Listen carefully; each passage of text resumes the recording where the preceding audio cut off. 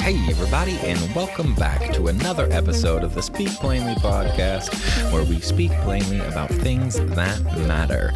I am your host, Owl Medicine, and in today's podcast, we're going to be talking about something that probably doesn't actually really matter, but getting there is fun and challenging. So, anyway, today's topic is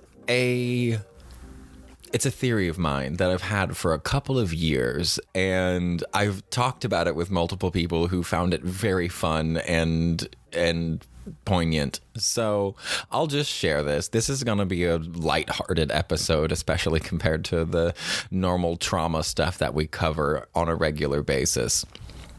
So this fun little theory of mine is about why beards are so popular. Why is it that men wear beards now, like so many men?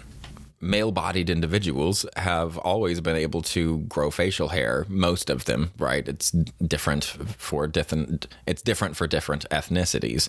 But for the most part, if you're a dude and you want to grow facial hair, you can do that. Now, if you want to grow facial hair, period, you can do that, and that's dope. But what's interesting to me is the fact that, like, everybody is wearing a beard. Like, every male-bodied individual, everybody loves beards. Gay men love beards. Women love beards. Other straight men love beards. Bi men love beards. Everybody loves beards. Why do we love beards so much? It used to be, not very long ago, only clean-shaven men were, like, taken seriously. Only clean-shaven men were professional and were attractive in that way. Like, this really, for me, started with the lumbersexual thing that happened in, like, the late 2000s. Or the late 2010s, like the 2012s, the 2010 to 2015. I don't even know. Whenever that was, the big lumbersexual thing, when that was blowing up on the internet and memes were pretty new. That's when I really noticed it, and I've thought about it over time. And this is a really big trend, right? So why? There's got to be a reason. It doesn't just happen. And I understand that there are cycles in fashion, and we recycle the same things over and over and over again. And this doesn't seem to be a thing that we've recycled from typical Western style. No place recently, because usually, like, our styles are 25 to 35 years behind, and they just we keep reinventing the same things that were around 25 years ago. We're back to low-waisted pants and things from the 90s that everybody loved then and that everybody loves now. So what's interesting to me is why? Why are there so many people wearing beards? And here's my philosophy on it. And it has everything to do with femininity. Now, you're probably being like, what in the world does femininity and beards have in common? Or what do they have to do with each other? Not even, I guess, femininity is the wrong word. It would be feminism. Feminism and beards. And I think feminism is the cause of beards right now. I think that one of the most powerful, and I'm an intersectionalist. I don't believe there is one cause for anything ever. There's always a whole gaggle of reasons that anything happens, and there's no difference here. I believe the same thing here. But I do find it fun to try to figure out what the hierarchy of influences are, because some things obviously have more influence and some things have less influence. So when we're looking at the one thing, what people are usually looking at is what is the one thing that has the most influence on this, and then hoping that if they can change that one thing, it'll change the outcome. But with beards, I think feminism and the rise of feminism is the cause of beards. Okay, so I know that sounds a little strange, but hold on. Can you tell me What expressions of masculinity are safe for good men to express in 2023? I'll wait. Really? Can you what expressions of masculinity are safe for a man to express in 2023, 2022, 2020? How many expressions are there of masculinity that are actually safe to express? Because we can't open doors. We can't, like, pay for dinner. You can't be macho. You can't, there's just, like, there's so many things that men can't do. And this is not a men's rights episode, but I think that is an interesting topic that could be breached on another episode. This is not a men's rights thing at all. This is focusing actually on women's rights and the resulting impact on men's expression of themselves. So we're getting to the heart of it, slowly but surely. I want to bring you with me along this little ride into understanding my little theory as to why beards are so popular and so sexy. So we have, as a nation, finally been putting women closer to where they belong in positions of leadership and positions of power. It is long overdue, but it's finally happening. And this is happening within a patriarchy, right? So the men have been in charge, and in order for women to have a seat at the table, that table either needs to get bigger or men are going to have to leave. There are some men who are going to have to leave the table, or that table's going to have to get bigger. And motherfuckers be greedy, so that table's not going to get any bigger. So as feminism rises and the rights of women are no longer being infringed, and we're allowing them their expression and their power and their influence on the world, men have to adjust. There is an adjustment period. But what I see as the cause of it is I see that women, as they're coming into their power and being like, this is not okay, and we are finding out as a nation and as a world that a lot of the behaviors that were associated with masculinity were terrible. They were toxic. They were not okay. But as with correcting anything, there is always an overcorrective state. And there are some ways that we're overcorrecting. For the most part, like, that's fine. We have to kind of turn this wheel so women can have the power that they deserve. In so doing, men have to find new ways to express their masculinity that is safe. Like I said, we can't open doors. We can't pay for dinner. The traditional gender roles are seen as something bad, and I don't think that they are. I don't think they're bad inherently. I think following any kind of prescription blindly is bad. And we've been following one prescription blindly for so long, it's created toxicity. But I don't think gender roles are bad. I don't think roles are bad. And here's why. When you go into a job, you have a role. You sign a contract that says, this is my role. And you can say, this is above my pay grade. This is not in my lane. And you have a job to do, and you do it well. And in a partnership, in a marriage, where you're both whole human beings with your own lives and perspectives and everything, and you've agreed to do things together, and oftentimes that includes children, managing two whole-ass lives and a whole-ass baby's life is a lot of work. And it does well to have roles to play. Now, how you divide up those roles is utterly arbitrary. We have just divided them traditionally through gender because it was easy. Unfortunately, following protocols blindly always leads to negative outcomes, in my opinion. So I don't think gender roles are a bad thing. I think following them blindly is a bad thing. And that's what's happened and created this toxic masculinity issue that has really acted as a fire to push feminism to the forefront, and women being like, fuck no, this is some bull. And they're right. So in realizing that so much of the expressions of masculinity that we have had in the Western world, in the culture here in the US and in the West, so many of our habits have been toxic that it's hard to separate out the ones that are okay. And this is where beards come in. So say that you are a 20-year-old guy. You're a sophomore in college, or brand new, 2 years into the military, halfway through your, well, either finishing up, I guess, if you're Army, or halfway through your contract, or you're a sophomore in college. You're 20 years old. Think about what it was like to be 20 years old. And now think about being 20 years old right now as a heterosexual man.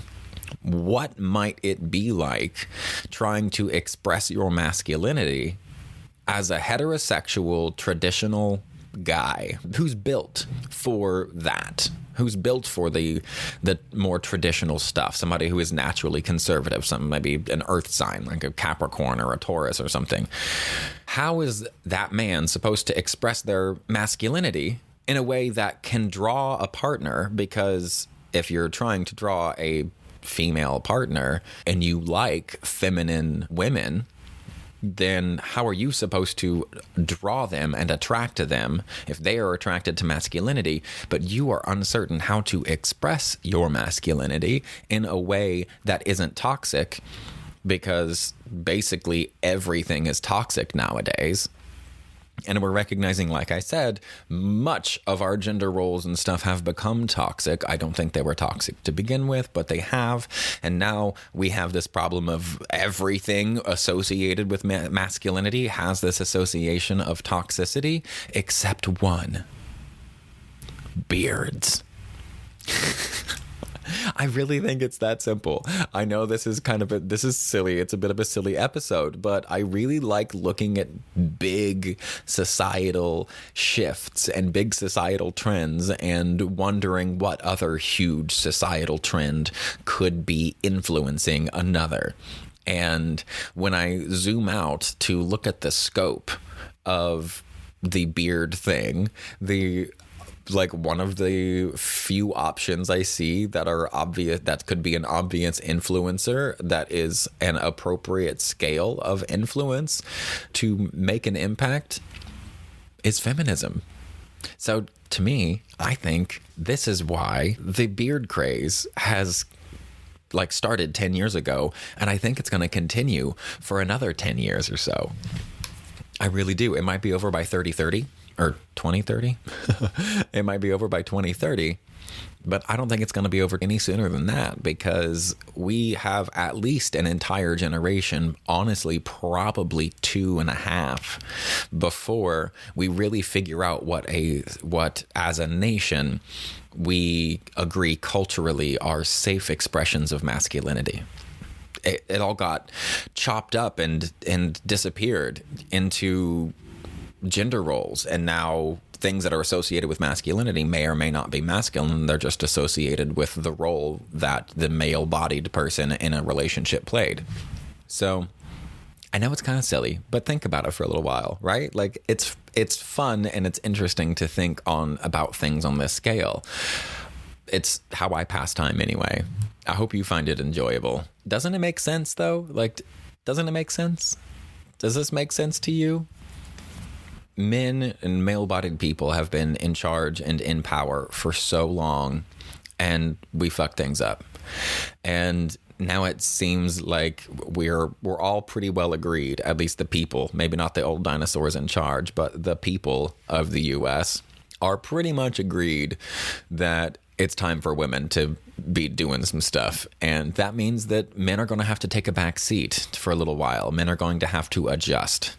And this is one of the adjustments that we're making. This is one of the big societal adjustments that I think anthropologists, if anybody ever looked at this, in 50 years would totally see this trend, and at least one of them would make this same assumption that I am making right now.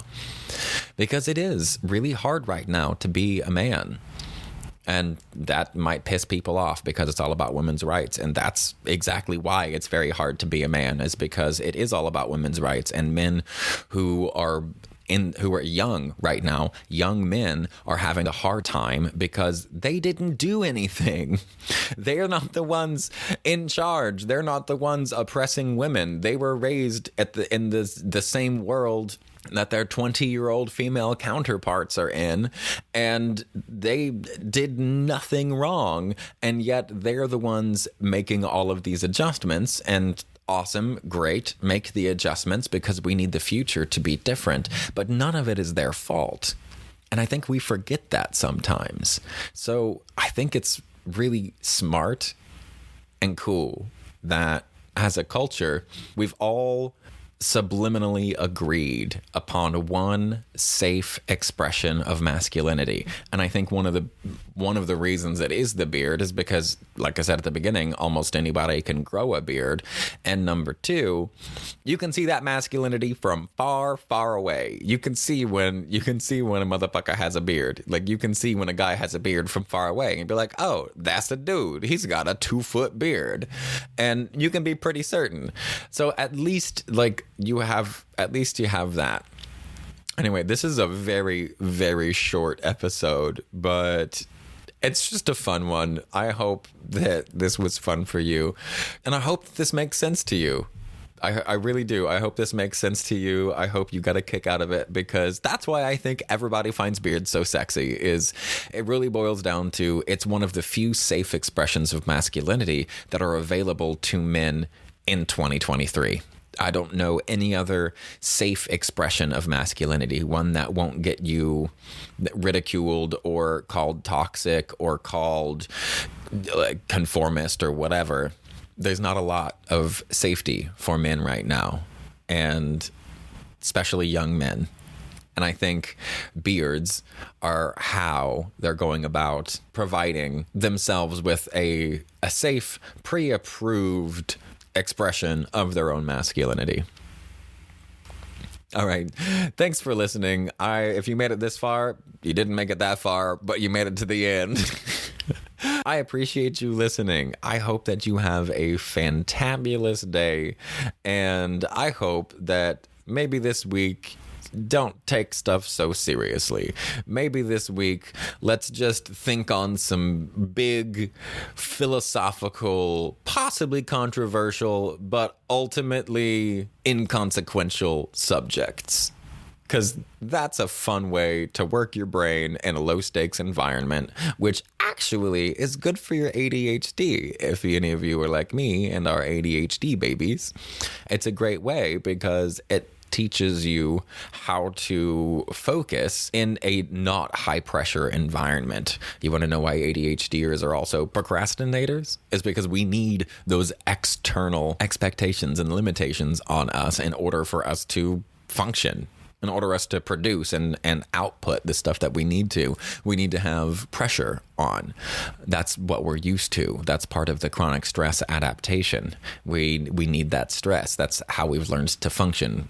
So if you're an ADHD brain or a chronic stress adapted brain, then enjoy, have fun with this. Think about weird, inconsequential, like bird's eye perspective type of things. It's fun. It's a great way to pass your time. I've taken up enough of your time with this today. I hope you have a fantastic day. If you enjoy the podcast, consider becoming a Patreon member or donate and buy me a coffee. All the links are below. Thank you very much again for listening. And remember, stay curious, stay bearded, and stay uncomfortable.